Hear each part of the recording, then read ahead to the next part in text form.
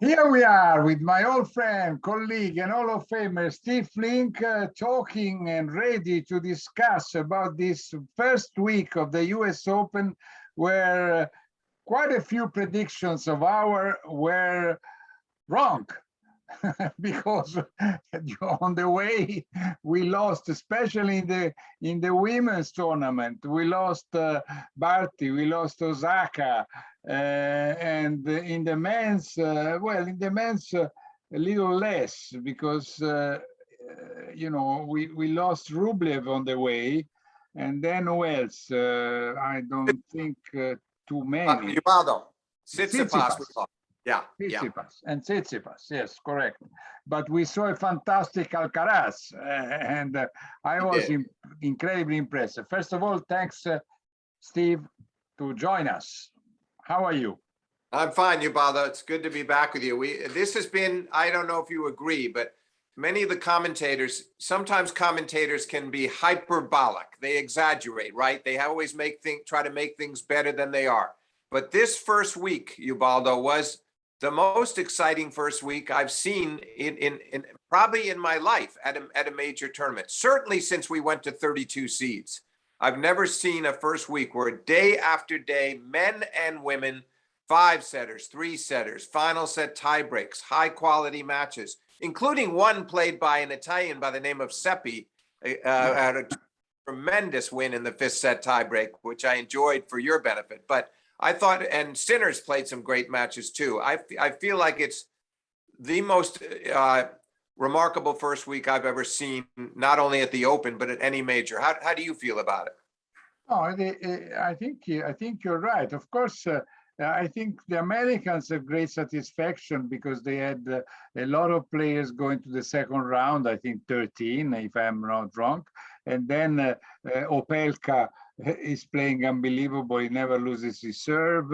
And then you have this guy, Brooksby, who's coming out from nowhere. And then...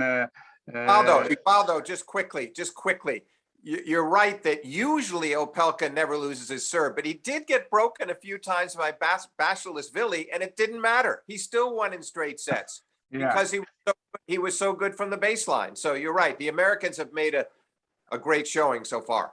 Yeah, and then in the women's, then we will talk separately about the men's and the women's. But I saw Shelby Rogers. I was impressed last night. I've been watching in the middle of the night in Italy because of the timetable, and I just connected when she was down 5-2. And in the third, and I was sure that Barty was going to win, and then she played unbelievable, I think.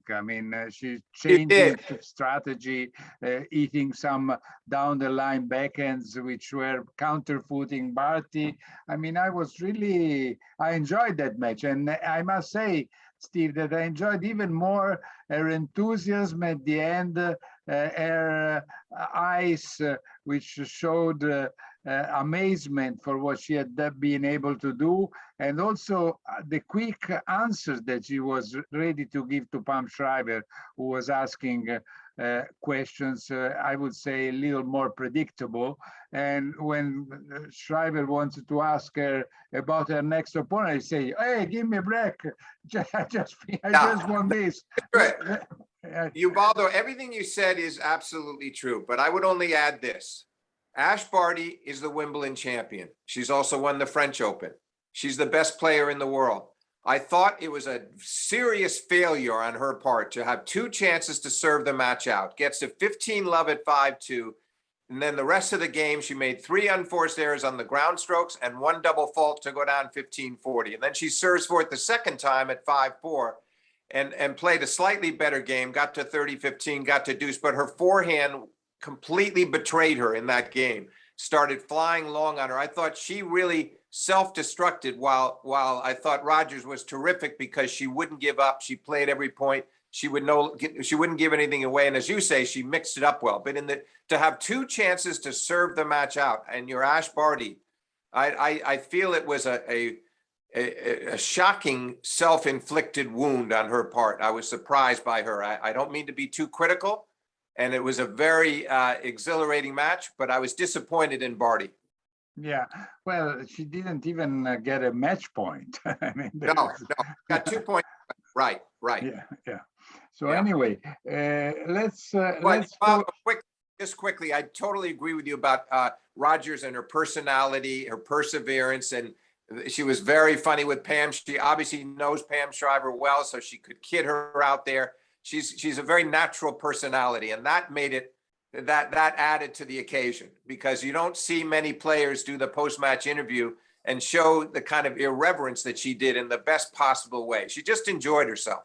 Yeah, yeah, I enjoyed too. I'd like to talk, well, we will talk about first the men and then the women, but I would like to underline the presence and the importance of the crowd at the US Open, because it is the first tournament where we see full crowd capacity in the stadiums, and some matches where I believe quite influenced by the crowd support, because if I think about Rogers, but I think also about Alcaraz versus Tsitsipas, Yeah. in a way, they helped a lot Monfils to come back.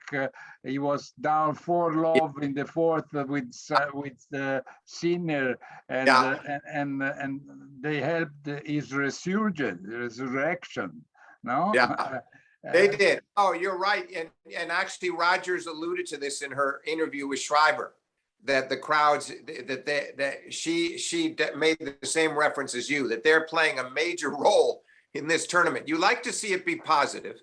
Yeah. I think it's a little mixed. I felt badly for Sinner because the crowd was cheering Monfils as if he was an American. Too much. I felt badly for Barty a bit because they were going wild, but at least she's playing an American. But in the case of Tsitsipas and Alcaraz, I thought part of that was they didn't like what Tsitsipas did. We can talk a little bit more about it in the Andy Murray match and leaving the court and all the incidents with him lately with the bathroom breaks. And some of it is a dislike of him. But the kid, Alcaraz, is such an immensely appealing teenager. Yeah. And he's so mature, and he's beguiling you, Ubaldo. You cannot help but like him. And his game is such a delight to watch. So you can see why they went wild for him. Yes, and I just wrote right now, a few minutes before connecting with you, my editorial saying that Alcaraz seemed to be a 30 years old player in terms of capacity of facing the hard situation, and also finding the way to get the crowd behind him. I mean, it's true, as you said. You know what? He did that well. You're right, Ubaldo. I think some of it, don't you think some of it was just what you're saying, that he plays like a 30-year-old. He's spectacular to watch. Yeah. So some of it is his tennis is speaking for him. And then he did some gestures with his hands to get them going even more. But I felt like, you know, he's going to be so great for the game in the next 10 years. Let's just hope that he doesn't get injured too often, that he can have a healthy career, because his future is boundless. Yeah, I am sure that he will be in the top 5 in the next 3 years. I would bet on that. And I think Spain is very lucky that they are going to lose because of age, Rafa Nadal, but they are going to get this young Alcaraz, who is really unbelievable, in my opinion. Ubaldo, can I make a projection since you have? I say next year, top 10. Next year, top 10 for him. Yeah, well, I said 3 years, the top 5. So, I mean, we are in between. Yeah, I just think it's going to happen fast. I hope it does. I think he's going to be a great, he's going to add a lot of spice to tennis. Yes. And then, you know, in my editorial, I also wrote that maybe Sinner should learn, even if, you know, he comes from North Italian region, almost Austria, and he should learn how to, let's say, create excitement in the crowd. Like, for instance, The other Italian, young Musetti, maybe because it comes from Tuscany, and we are more extrovert in Tuscany, and it's my region, and maybe. Ubaldo, do you consider yourself an extrovert? A little bit, depending on the situation. I am not afraid to express my feelings. I mean, in different situations. Sometimes this creates enemies, but it's I like to be like that. I mean, I'm not the most diplomatic person. That's for sure. Anyway, you are more prudent, Steve. You are more sort of how can I say? I don't know, politically correct. I mean, it's well, we blend. Some people is saying, "Oh, Steve should take more risk." Sometime they say when you chat with Steve, Steve is very careful to not. Go over beyond extremes. And I said, well, I'll tell him. So now you bother that you and I balance each other out. That's what makes this work. Seriously, I believe that. Yeah. Different styles. But anyway, go back to your point about Sinner. You were talking about Sinner. Well, I was talking about Sinner. I think he has to learn also. Yesterday he had just one let's say very human reaction. It was when he with his wrist and fist he hit the I don't know the wall before going to the locker rooms when he lost the 4 sets. Yes. Yeah. That was the moment where I said, well, and then I was in a way proud of his of the way he faced the 5th set, because after you lose a 4th set like he did, he is not 18 years old like Alcaraz, but he's only 20 years. And 20 years less than 1 month ago, August the 16th. And so to come back on the 5th set after losing the 4th set in the way he lost against a player like Monfils, against 14,000 people who were sometime clapping when he was missing the first serve. I mean, not easy, to be honest. No, not at all. Not easy. I was very impressed with that because he collapsed at the end of the 4th set, and he didn't want to let it happen again. I thought he played a very impressive 5th set considering what was going on. And then it was nice after the match, the way Monfils greeted him. They had a nice net after everything that I don't think Monfils ever wants to be malicious. On the other hand, I think he overdoes the gamesmanship. He does it a little too much for my liking. Yeah, true. And then, in a way, it's clever. At the same time, Monfils, in my opinion, is a little bit a wasted talent because he has fantastic shots. And sometimes he showed to be able to, even against Djokovic, I think he played an unbelievable match. And then suddenly he starts to play too much from behind when he could be attacking much more. And he has a fantastic forehand, but he mixed it up a lot, but he could play much better also the backhand. So it's a player that, in my opinion, could have reached much higher levels and rankings. I don't disagree at all. I think we all feel that way about him, but that's just his personality. That's who he is.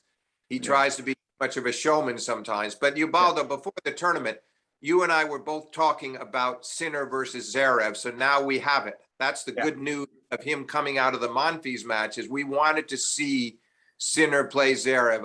I'm very intrigued by that. He's already beaten him at one major. He beat him at the French Open last year, not this year. And then he lost in Cologne to Zverev, 7-6, 6-3. But in the first set, he had chances to win the first set. And Zverev was very much nervous that day because he had lost already to Sinner. I don't think I've seen the best Zverev yet in this tournament. Against Sok, he was in big troubles in the first set, Yeah, and Baldo, didn't you think, just quickly, don't you think that he played fine up before Sock? I thought he played, really well the first couple of, not great against Sam Querrey, but I thought he played very well against Ramos Vinolas. He looked pretty good there. And you're right, though. Last night, he was in trouble. Sock was blasting him right off the court. And if Sock had not gotten injured, that match could have been very interesting. Might have been a 5-setter. Don't you think? If Sock doesn't hurt? Yeah, well, Zverev said, it doesn't cost him anything to say that something like that. But he said, oh, if he wasn't injured, I may have lost to Sock. Now, maybe that is too much. But I have the impression, and this is I wanted to talk with you about it, that we haven't seen yet, apart from Alcaraz, anybody really at his best in this tournament so far. Because Medvedev, we have no proofs because he played against players he couldn't possibly lose a set. But all the others, included Djokovic, I wasn't so impressed. He was in troubles with the young kid from Denmark, Rune. With Nishikori, lost one set. And even if the second, third, and fourth set seemed to have a clear score, in my opinion, it was not so clear. I mean, the match. No, I agree. I agree with that. I would say this: the Rune match, the crowd was going crazy for the kid, and Novak was upset by it, and he shouldn't have lost the second set.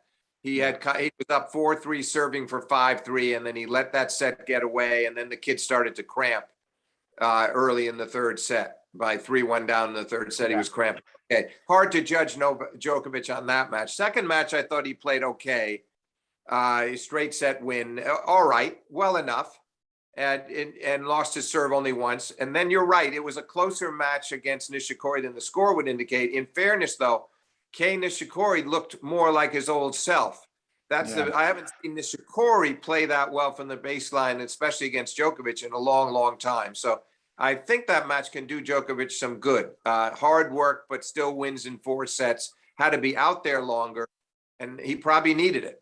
Yeah, and now he has this guy Brooksby that you must know better than I do, because I haven't seen too much of his playing. I mean, I saw 1 or 2 matches, but not during the U.S. Open because he was playing quite at late time, and I honestly haven't seen him beating Karatsev in 5 sets. But Ubaldo, did you watch him over the summer against a certain Italian player named Sinner? Yes. I saw that. Yeah. And I remember that match was great.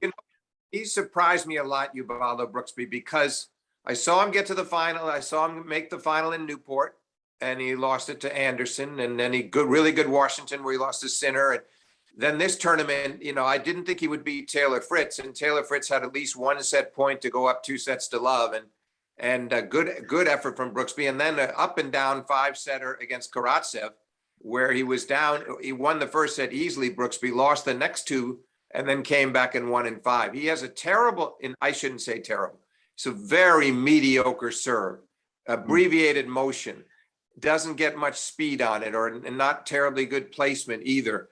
That's the weakest part of his game. His ground strokes are terrific, and he confounds everybody with his way he mixes up his shots. He tries shots you don't think he's going to use, like his 2-handed slice backhand, which Djokovic compared him to Florian Mayer with that shot. And others have spoken that way too. He's very unconventional.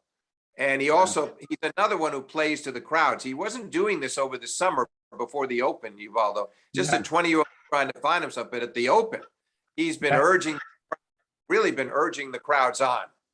He's the youngest American since 2002 or 3, no? To get so far. Roddick in 2002. That's right. The youngest to get far, which is impressive. It'll be interesting because Djokovic will have to deal with the crowd again. Wild, and he had a fair crowd against Nishikori for the first time. The crowd with Nishikori was divided, but they gave him a fair amount of appreciation.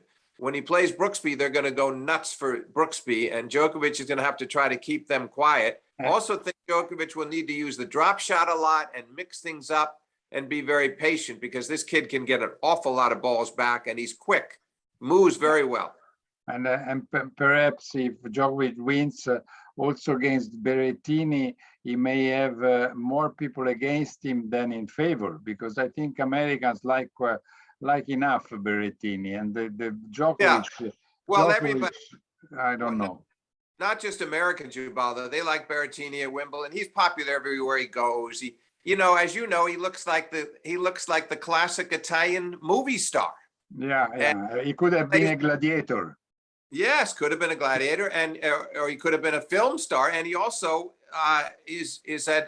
plays exciting tennis, because that serve is so great, explosive, big serve, forehand, which he hits 93 miles an hour sometimes. I mean, he's really he's fun to watch, and his matches with Djokovic have been good this year. The 2-4 setters that we talked about in the quarters of the French and the finals of Wimbledon. So looks like we're going to get that match. Although Berrettini didn't play that well yesterday, did he? No, he didn't.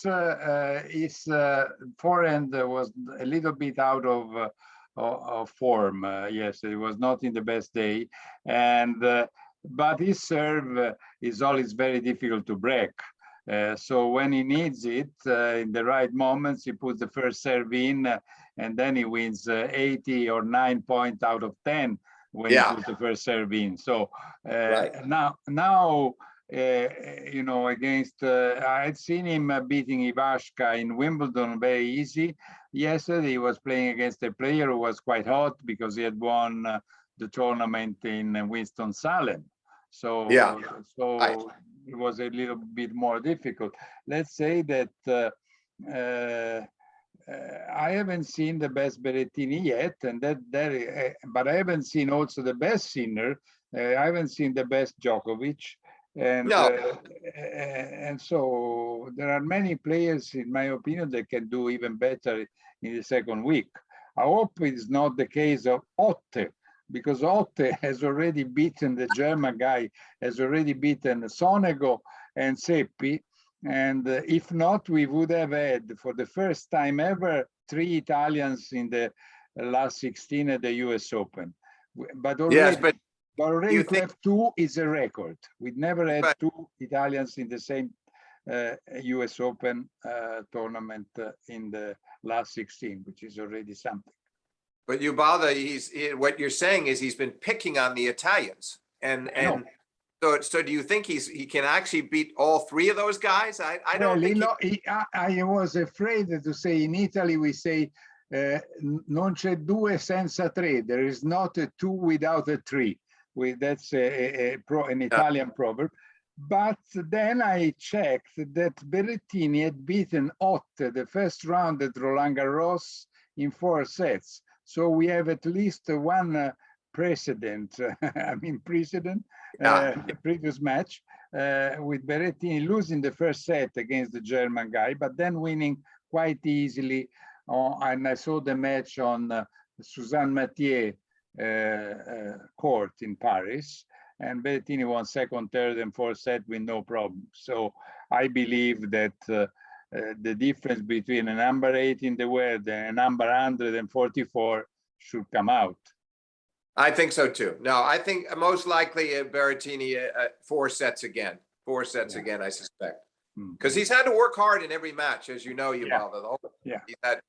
But maybe he's playing his way into some decent form. You never know. Yes, listen, we can go back also to because before you mentioned the fact of Tsitsipas and toilet break, because also Brooksby apparently, and I didn't see that, took about 20 minutes once and 7 minutes another time when he had to play against Fritz, and Fritz was very much annoyed. Well, not only that, Ubaldo, sometimes he starts grunting very, very loud, extremely loud grunting, and you don't know, and that I think Fritz, I think he might have complained once to the umpire. I don't even know if he did that, but the announcers are all talking about it, and I've been amazed by it, because I didn't hear that from him much over the summer in Newport or Washington and the other places I watched him. But here, loud grunting, you're right. He's taken a couple of exceedingly long bathroom breaks. And that's a side of him I didn't see before New York. It's really surprising. And Djokovic needs to be on the lookout for that too. Beware that this kid may try hit some gamesmanship with him. Yeah. And so what do you think about Tsitsipas? I do agree with what Djokovic said when he said, I think there should be a limit to the toilet break, and I don't see why it hasn't been put when it hasn't been placed when they decided to reduce the number of the minutes of warming up from 5 to 4, and then you have maybe 25 seconds between the end of a point and the following one, but then you don't have any limits between the first and the second serve. I mean, there are many things that it's unbelievable that ATP, WTA, the slams owners, they postpone even about MTO. They postpone continuously the answer. Ubaldo, it's fascinating what you're talking about. I think the rule about the first and second serve would be very easy to put in, say, 10 seconds between first and second serve. Sure. The rule about the bathroom break, very easy. You know, just poll the players a little bit, but it seems the consensus would be that they could do it in 5 minutes. That's what Dominic Thiem said on Tennis Channel. Why not make it 5 minutes? If it has to be 6, okay. But if it's a clear limit, then nobody's going to get upset anymore. But when it gets abused and they take much longer, I noticed that Tsitsipas, when he played the kid, he took a much shorter toilet break, a shorter bathroom break. Yeah, he was conditioned by what happened and by the whistles about the critics that he got, and maybe that was also wrong in a way, because it shows that he was not free to do exactly what he wanted to do, even if there is no rule about it. So, what did you think, Ubaldo, about how the comments that Andy Murray made about Tsitsipas after he lost to him in 5 sets? Well, I think Murray was right when he said that if you stop for 7 minutes, especially at an old age, you really lose adrenaline, you really lose some energy, and it's difficult. It's not fair in a way, you know. So that's why a rule should be made. I disagree on limiting the minutes number for each tournament, because it depends where you are. I think at the beginning of a tournament, it depends where the lockers are and which court you're playing.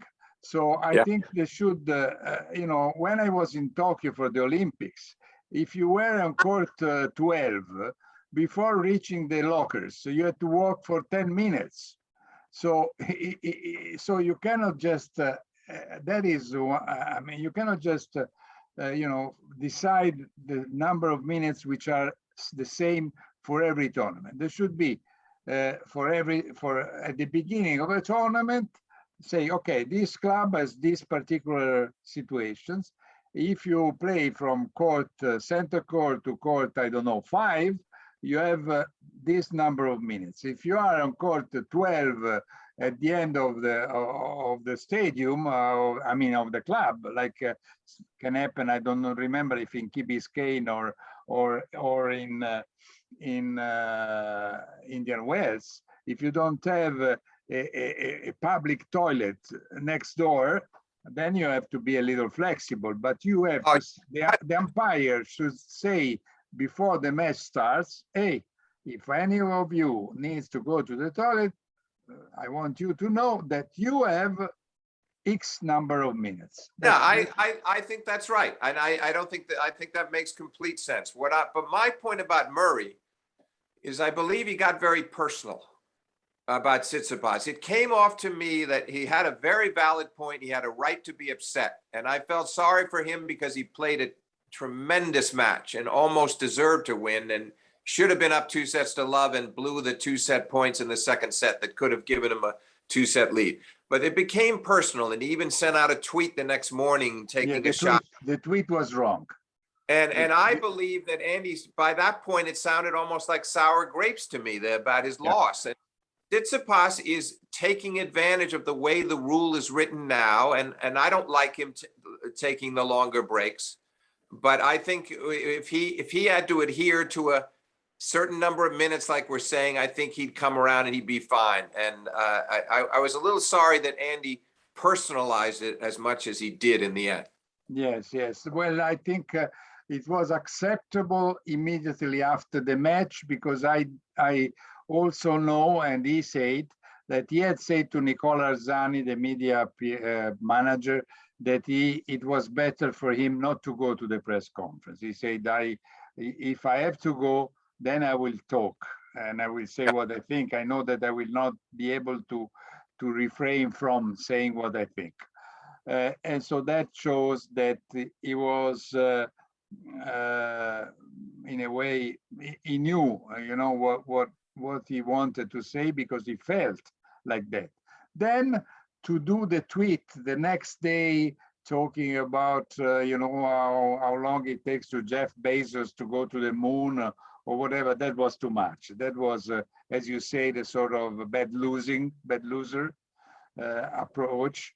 And also, especially in Italy now, after we won the Euro Cup against the British in the final in soccer, and the British showed absolutely no, how do you say,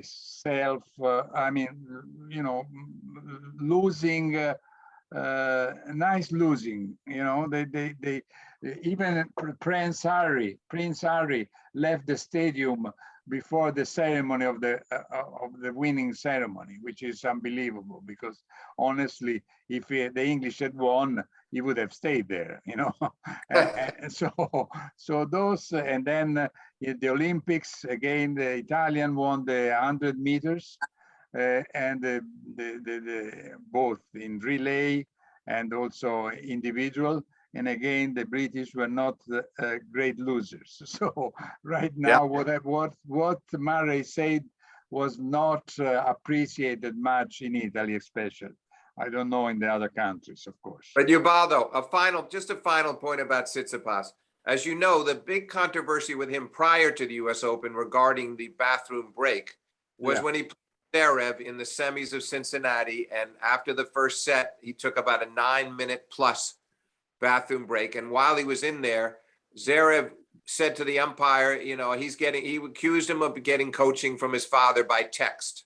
Yeah. And you could see the camera on Tsitsipas's father texting. So it looked very suspicious. Mm-hmm. And then Zerev, after the match, he backed off. He could have continued to make his point and say he likes him personally, but he doesn't believe any player should be allowed to text and get coaching during a bathroom break. And that to me is a much more serious issue. Yes, they must resolve the time limit and come up with a specific time for each tournament, as you say, decide on what it's going to be at that tournament. But then they also need, I think, to check the bags and make sure that the phone is left with a guard at the end. Your phone is given up until you change your clothes, and then you come back and get your phone back, because they shouldn't be allowed. That to me was a much more serious matter. And I think Zerev was convinced that he was getting coaching, and he's probably right. Well, if he's probably right or not, we don't know. I mean, Zverev was... Ubaldo, sorry to interrupt. The only reason I say probably is because we know his father has been given warnings, and he was again here during the Alcaraz match, again warned in the tiebreak third set for coaching. And it happens all the time. So you have to wonder if he's always getting these penalties during the matches with his father coaching him. Isn't it a good chance that that's what was going on from the locker room? So we should end any possibility of that by taking the phone. That I completely agree with you. I don't know about coaching, if finally this coaching should be allowed or not, because that is also, I mean, the coaching from the crowd, from the tribunes. In my opinion, it's a little ridiculous the way it's doing, because the way it's happening, because I remember Jon Tiriak was touching his mustache to say to his player that he had to go to the net. The other one is touching his ear. I mean, so. Well, Ubaldo, the other thing is Brad Gilbert admitted on the TV here during the tournament that he had special ways of doing that where he couldn't be caught too. So they have all had, which is one of the reasons, by the way, that I am in actually favor of letting coaching be permitted, because it's silly, all the games that are going on now and all the it actually does. Why not just work out a rule? I actually like the Davis Cup format. I don't mind the idea the coach sits right there in the chair, and then when the player comes to the changeover, he can hear whatever he wants. And there's some people say it's unfair to the lower ranked players because they can't afford the coaching. Well, they can't afford traveling coaches either. They could have their brother or a close friend who knows their game. But I think then then if you speak Russian or Belarus, it's difficult to understand what they're saying.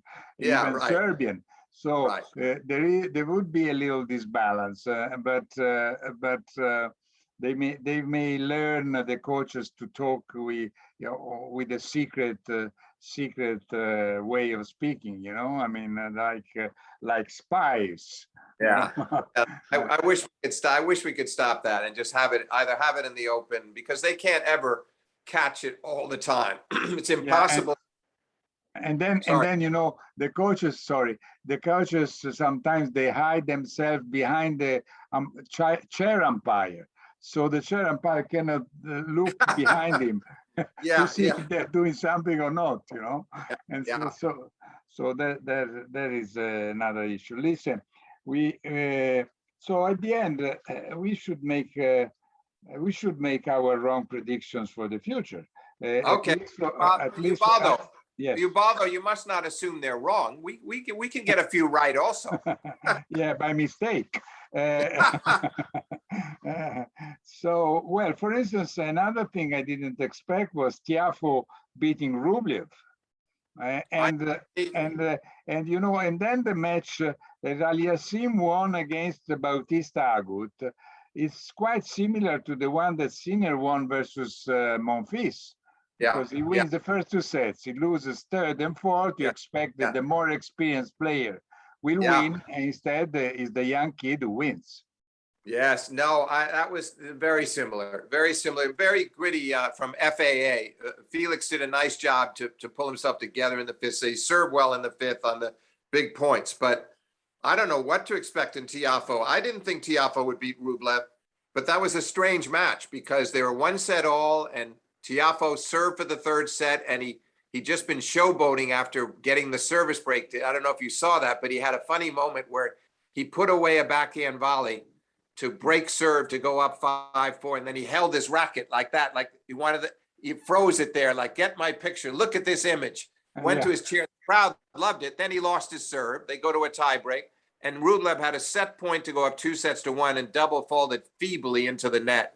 And that, I thought that was critical. And then Tiafoe goes up 4-2 in the fourth, and he doesn't close him out. Rublev takes it to a fifth. I was sure Rublev would win, and Tiafoe wins 6-1 in the fifth. So I give him a lot of credit. He's had a great run, and he has a chance against Felix.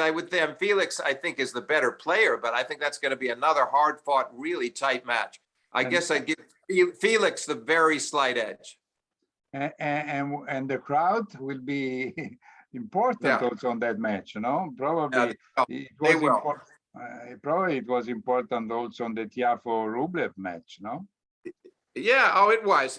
In the end, although that was such an up and down match, and they each had so many chances, and yes, it was important. And Tiafoe played to the crowd, which he will do again when he plays Felix. I just think Felix is the better player on balance overall, and maybe in the end he can get it done with his superior talent. We'll see. It'll be some great. So let's see. I don't see how Gojovic can beat Alcaraz. So I expect Alcaraz even if young kids have ups and downs, I'm sure he will beat Gojovic. And I agree. I agree with that. 3 sets, he could maybe lose a set. He could lose a set, no more than that. He'll win that match. Schwarzman will not lose to Van der Schulp, whatever, 117 in the world. And Medvedev, I don't think he will lose to Evans, even if Evans has a kind of game that may create some problems to a player who is not ready to face him. Yes, I would agree with that. I would give Evans 1 set. That's it. I'd give him a set, but Medvedev is too good for him. All right, so now let's take that. Let's keep advancing on that half of the draw, if we may. Yeah. All right. Yes. So Djokovic, Brooksby, Djokovic wins in 3 sets.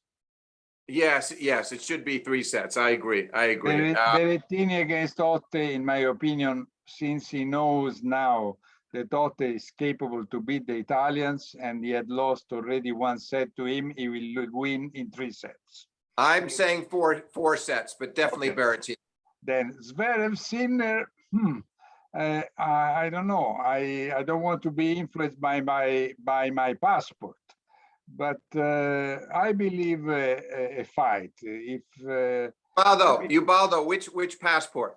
The Italian or the French? No, I'm kidding. But so go ahead. What is your prediction there?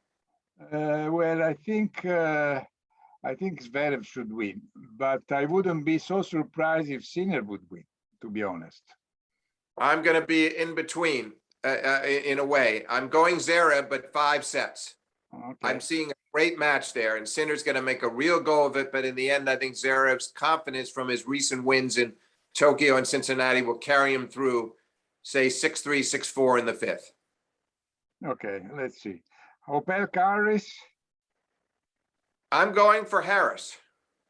Oh, okay. Yeah, I mean, I saw them play recently. I'm going for Harris this time. I like the way he took apart Shapovalov, and he's ever since he beat Rafa in Washington, he's been very confident. He's had a good year all around. I like his chances over Opelka. But 4 sets or maybe even 5. Okay, well, I will pick Opelka. Okay. Because I want to be a friend of all Americans listening to us. Included you. Then let's go and talk about the ladies tournament, okay? In the ladies tournament, we had so many upsets. I mean, first of all, what do you think about the case of Naomi Osaka and what she says, what the problems she's going through? I mean, honestly, I didn't expect after Roland Garros, what happened there, that the problem was so deep and heavy. And now, week after week, I can see that instead, it was probably very honest and true, the fact that she's suffering some kind of psychological deep problem.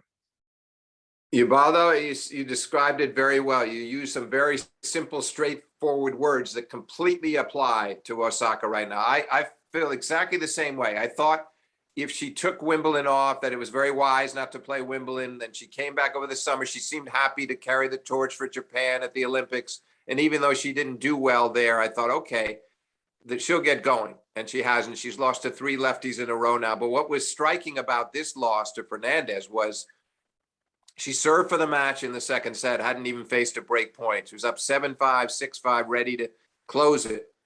It looked like a 5-5 win. And then she lost her serve, started to miss a few forehands in that game.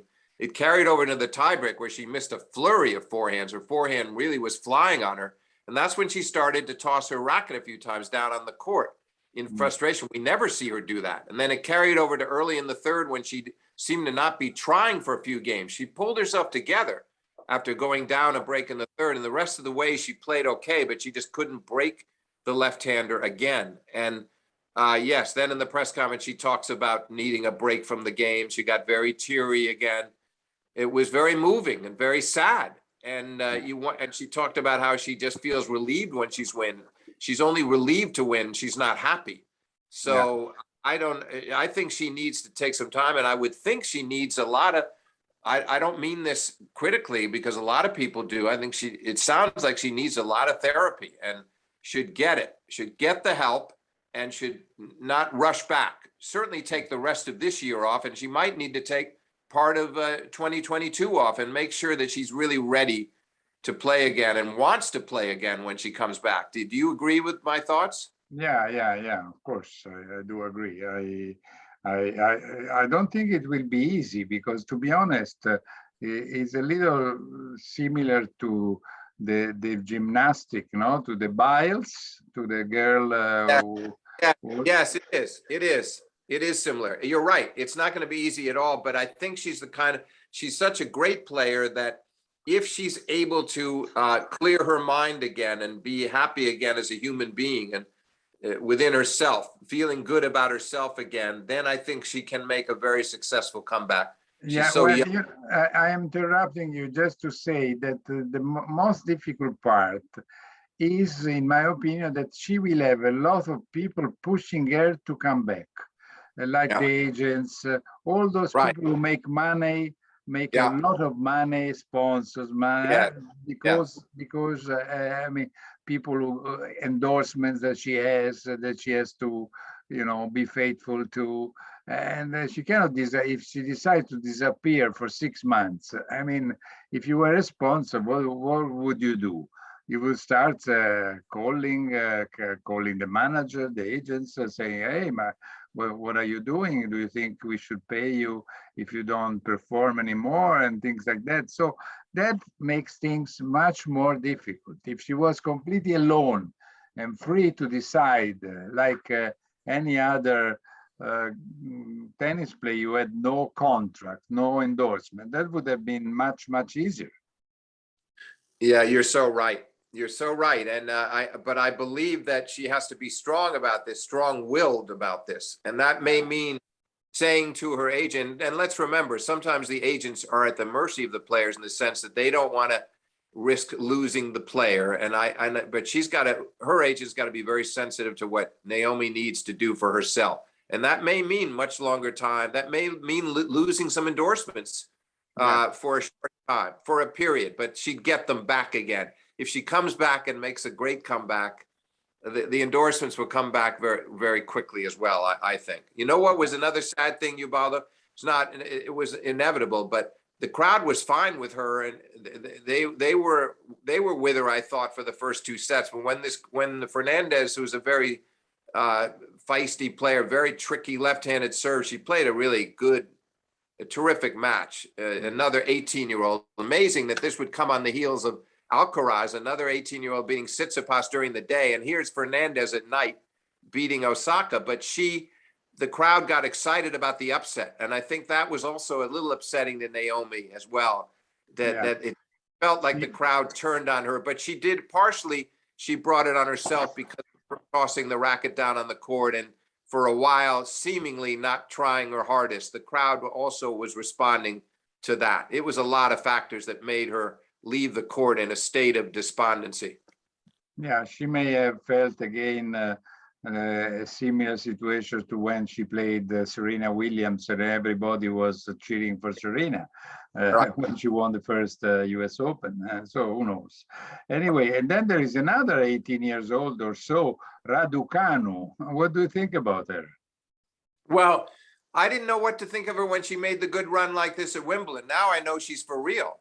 She had to qualify here, and then she's blitzed through the draw. I mean, now she plays Rogers. That's kind of interesting because Rogers is coming off a very big win over Barty, and now she's going to have to deal with this teenager, and there's going to be a lot of pressure back on Rogers. And Raducanu, I think she has a decent chance against Rogers. I don't see her beating either Bencic or Swiatek in the next round. That's my feeling. But I've been surprised just how easy it's been for her to reach the 4th round.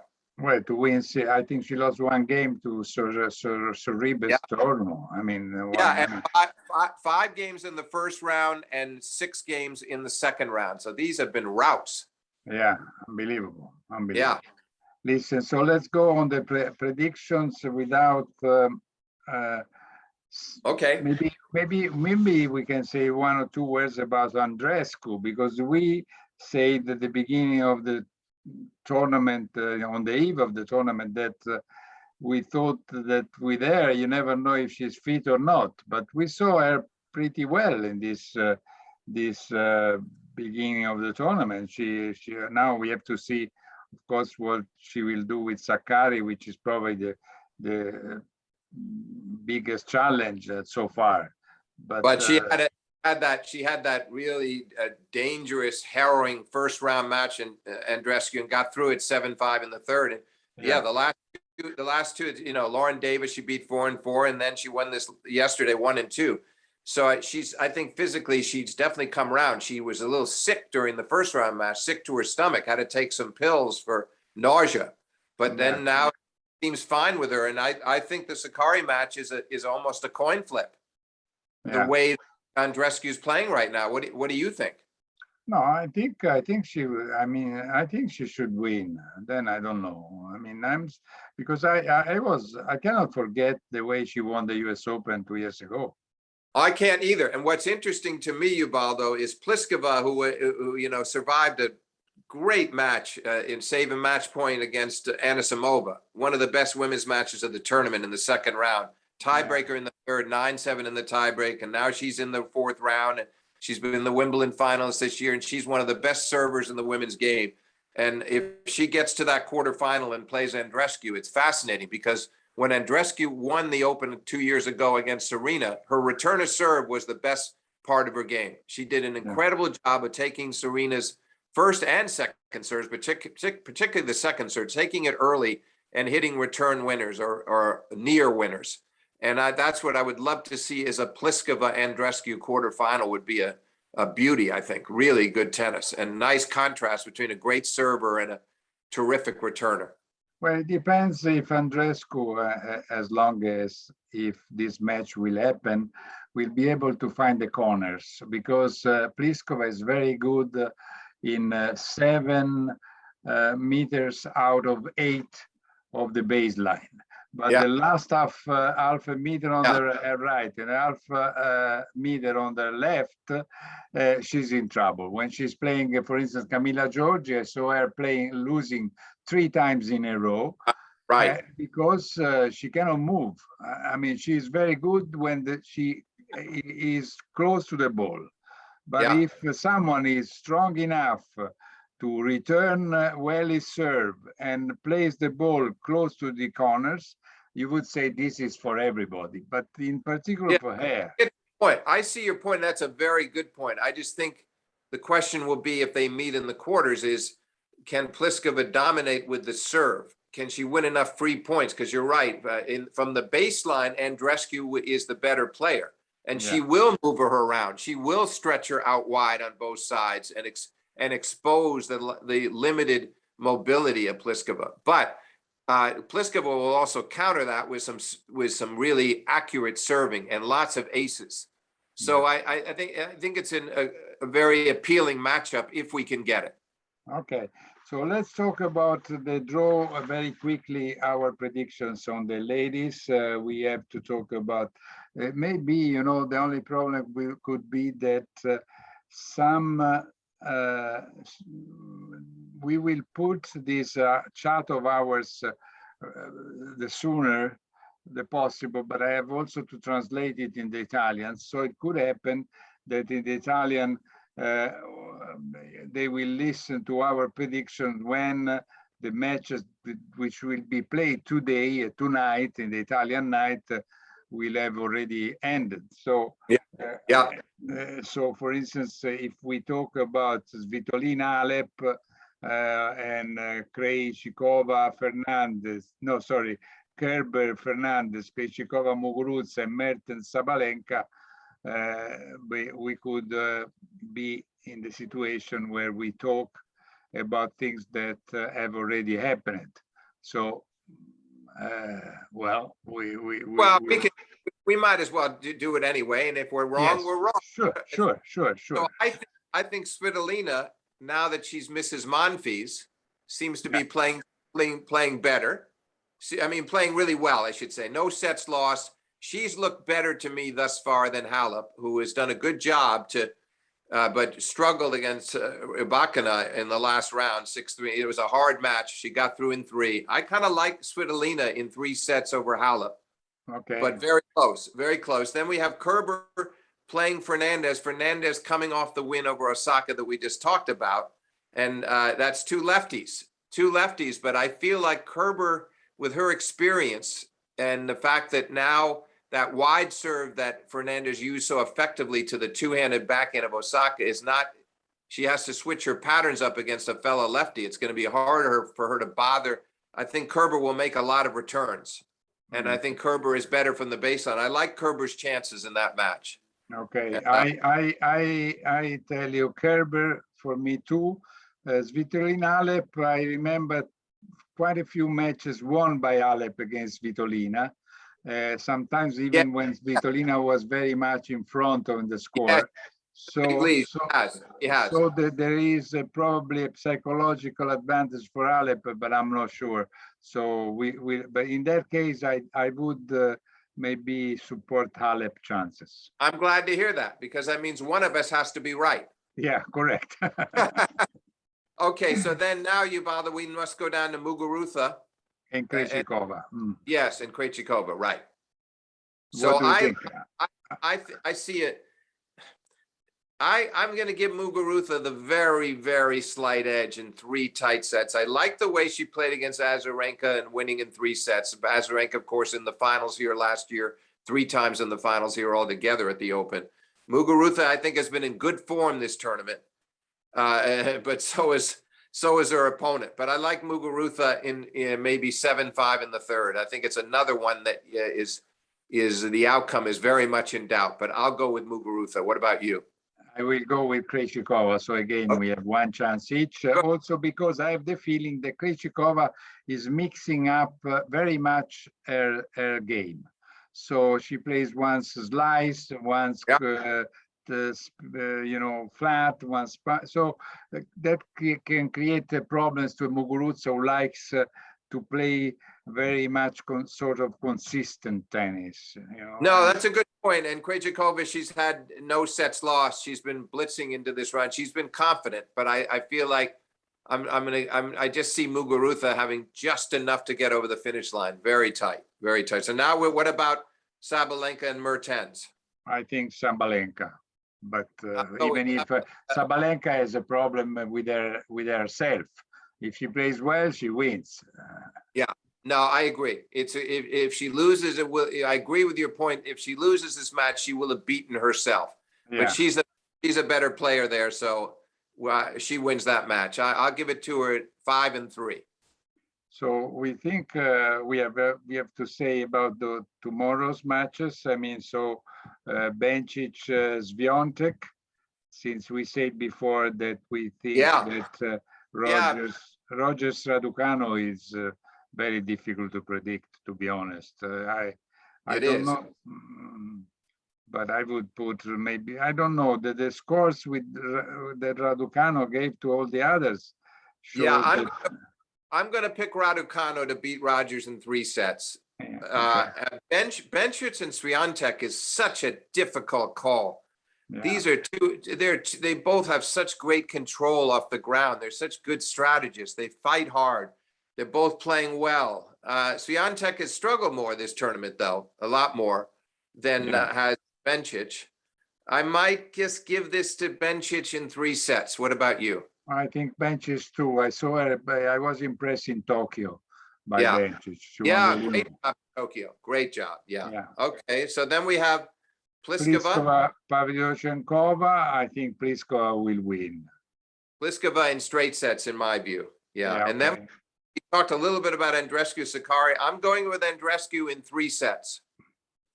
I don't know. I think that Andreescu has more chances when she wins in 2 sets, because the longer is the match, the more chances is that she gets injured. Yeah, but she's a fighter. It's a good point about it. But she fights so well too that I still like her in 2 or 3. But I'm going to go 3. It sounds like you're going to go 2. Yes. Yeah. Okay. Listen, I think it's enough. I need to translate immediately all this, and for the Italian readers, and we And will publish. on behalf of your many fans, I want to belatedly wish you a happy birthday. Oh, thanks a lot. Thanks a lot. Yes, you know, unfortunately, they are already 72 the years, and 36 of them, which is exactly half of it, were celebrated in New York because I was there for the US Open. So Yeah. at Yeah. least my family could share my birthday together with me. But it's true that I've been missing New York, and believe it or not, even you. The same feeling here, Ubaldo. I miss having you up here as well, but at least we have these discussions on Zoom. Okay, listen, thanks a lot. So goodbye to my old friend, colleague, and Hall of Famer, Steve Flink.